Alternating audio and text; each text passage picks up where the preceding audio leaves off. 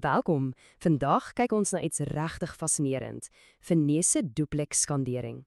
Ons gaan 'n bietjie dieper delf in hierdie kragtige, nie indringende tegniek wat dokters toelaat om, wel, letterlik binne in jou are te sien sonder om ooit 'n mes te lig. Jy weet, ons almal kry maar pyne en krampe, maar wanneer is dit iets meer? Daardie skielike, onverklaarbare pyn en swelling in jou been, dit kan dalk net die eerste waarskuwing wees van 'n stille, maar baie gevaarlike mediese toestand. En hier is die booswig in ons storie, diep venese trombose, of soos ons dit ken, DVT. Dis basies wanneer 'n bloedklont in een van die groot diep are vorm, gewoonlik iewers in die bene. So hoekom is dit so 'n groot probleem? Want as 'n stukkie van daai klont afbreek, kan dit reguit na die longe beweeg en 'n lewensgevaarlike pulmonale embolisme veroorsaak. Dis ernstige sake. Maar, soos met enige goeie storie, waar daar 'n booswig is, is daar ook 'n held. En in hierdie geval is ons held die venese duplex skandering, 'n ongelooflike stuk tegnologie wat soos 'n hoë-tegnologie speurder werk om hierdie gevaarlike klonte op te spoor. Nou, die rede hoekom hierdie tegniek so 'n absolute game changer is, kom neer op 3 baie kragtige punte. 1. Dis nie indringend. 2. Dis wyd beskikbaar. En 3. Dis relatief goedkoop. So wat beteken dit? Geen operasies, geen straling nie. Dis die heel eerste, mees logiese ding wat 'n dokter sal doen as hulle 'n DVT vermoed. Dis 'n diagnostiese kragbron wat altyd reg staan. Die duplex deel van die naam is waar die ware magie lê. Dit beteken tweeledig, want dit kombineer 2 verskillende tegnologieë. Eers het jy B-modusbeelding, dink hieraan as die speurder se oë. Dit gee vir ons 'n duidelike swart en wit prentjie van die aar se struktuur. Dan het jy Doppler ultraklank. En dis die speurder se ore, wat luister na die klank van die bloed wat vloei en enige vreemde geluide of gebrek aan vloei dadelik optel. En hierdie tegnologie het nie sommer oornag verskyn nie. Nee, dit was 'n hele evolusie. In die 60's het ons die ore gekry met Doppler. Teen 1982 het ons die oë bygesit met B-modus behelding en vandag is die kombinasie van die twee, die duplex skandering, die absolute goue standaard in die bedryf. Geen twyfel daaroor nie. Goed, so ons het nou ons superspeurder. Maar hoe werk die ding in die regte lewe? Kom ons kyk 'n bietjie na die praktiese stappe, die eintlike ondersoek wat 'n tegnoloog doen om die bewyse van 'n klont te vind.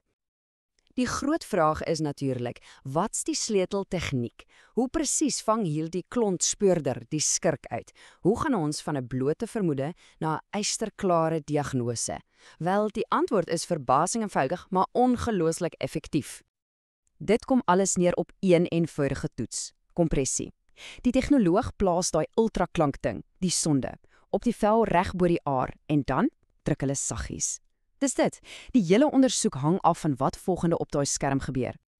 Kyk, in 'n gesonde oop aarraar, as jy druk toepas, sal die dun wande heeltemal plat gedruk word. Hulle sal letterlik aan mekaar raak. En dit is die teken van 'n skoon misdaadtoneel. Geen obstruksie, geen probleem nie. Alles is oop. Maar, as daar 'n DVT daar binne skuil, is daai klont soos 'n harde prop binne in die aar. Maak nie saak hoeveel sagte druk jy toepas nie, die aar kan eenvoudig nie plat gedruk word nie. Dit bly oop. En net daar het jy jou antwoord. Die bewys is gelewer. Die klont is gevind. Maar die speurwerk stop nie daar nie. Dis nou waar die ore die Doppler regtig begin luister. Die Doppler kan vir ons sê of daar dalk bloed om 'n kleiner, nie obstruktiewe klontjie vloei.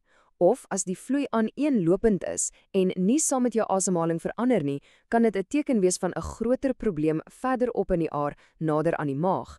So, die kombinasie van sien en hoor gee vir ons die volle storie. Reg, so dit raak nou nog 'n bietjie meer kompleks, want dis nie net 'n kwessie van is daar 'n klomp of nie. Die speurder moet nou kan onderskei tussen 'n vars, gevaarlike klomp en 'n ou, littekenagtige oorblyfsel van 'n vorige probleem. Dis 'n baie belangrike onderskeid. En hoekom is dit so belangrik? Wel, dis die verskil tussen 'n ou litteken en 'n aktiewe, gevaarlike situasie. 'n Akute of nuwe klont is nog sag en soms los, wat beteken dit het 'n baie hoër risiko om af te breek en daardie gevaarlike reis na die longe te begin.